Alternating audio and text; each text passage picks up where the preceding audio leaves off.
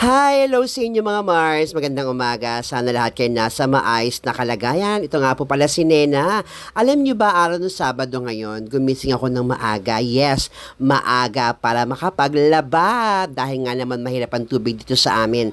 Madaling araw lang ang tubig. Kaya naman gumigising ako ng maaga para makapaglaba at makapagsampay ng maaga. Siyempre, para matuyo ng hapon ng matupi at maplansya yung iba. Kasi, di ba, yung anak ko pumapasok, kailangan i-plancha yung uniform syempre para kahit papaano presentable naman siyang pumasok at maganda yung kanyang susuotin. Eto na nga mga Mars, 'di ba sabi ko nga sa inyo mahirap ang tubig dito sa amin. Kaya nagising ako na maaga. Hindi ko ba alam sa inyo mga Mars, kahit gusto ko pang matulog, hindi ko magawang gumising ng tanghali. Kasi nga naman nasanay na yung katawan ko gumising ng maaga para nga naman magawa yung mga gawaing bahay. Di ba? Ang hirap kaya maging nanay mga Mars. Akala ng mga bata, hindi tayo nahihirapan, pero hindi nila alam nahihirapan tayo sa araw-araw na gawain. At iniisip syempre, kung ano nga ba ihahandang pagkain para sa ating pamilya, para sa ating mga anak. Kaya dapat kayo mga anak na nanonood ng videos ni Aling Nena, nanonood ng videos ko, makinig kayo sa mga magulang ninyo para sa inyo yung ginagawa namin. Gusto namin maging masaya kayo sa buhay, maging maayos, at maging maganda ang inyong kinabukasan. Kaya naman pakapagpasukan, mag-aral ng mabuti. Kahit nasa amin na yung mga gawain, basta wag na wag din yung kalimutan ang mag-aral at maging mabuting tao, no, at maging mabait sa kapwa natin. O yan mga Mars ha, hindi pa ako magkakape niyan, kaya gusto ko talaga uminom ng kape kasi parang piling ko sisikmura na ako ng mga oras na yan.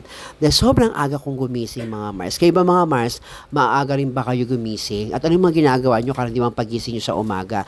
Nagkakape na rin ba kayo mga Mars? Mag-comment nga kayo below mga Mars para malaman ko kung ano nga ba yung mga pangunahing ginagawa nyo pagising nyo ng umaga. At taga saan kayo para malaman ko rin syempre kung saan ba nakakaabot ang video na to. O, di ba mga Mars? So, kailangan talaga tayong mga magulang, tayong mga nanay talaga, kailangan gawin din yung best natin para sa ating mga anak. At yung mga Mars, nagkakape na nga ako.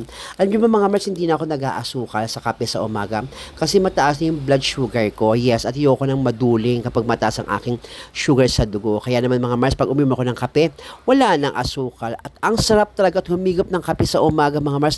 Hindi ko alam, talaga nakakagaanan ko ng loob kapag umiinom ako ng kape mga Mars. Promise. Kaya kayo mga Mars ha, bago kayo magtrabaho, mag-almusal muna kayo. Nang sa ganun, meron kayong energy na gagamitin kapag ikaw ay nagtrabaho na ginawa na yung mga bagay na dapat gawin ngayong araw. Ang hirap ng buhay natin mga Mars, no? Kaya dapat laban lang, matutong lumaban sa buhay. Wag papakabag, wag papatalo sa hamon ng buhay mga Mars. Ibangon na yan, ikape na yan, mag-almusal na para buong maghapon meron tayong energy na gawin ang ating mga trabaho bilang nanay. Siyempre, alam nyo na mga Mars, after ng mga trabahong gawaing nanay, siyempre ang mister naman natin ang siyang tatrabahuhin natin. Alam mo ng mga mister natin kapag Sabado, di ba? Alam nyo na yun.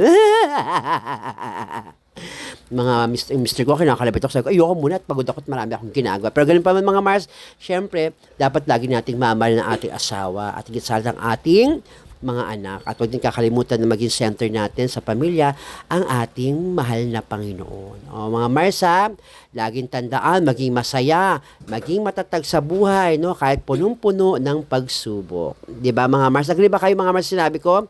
Dapat maging matatag at maging palaban sa buhay kahit punong-puno ng pagsubok at pasanin.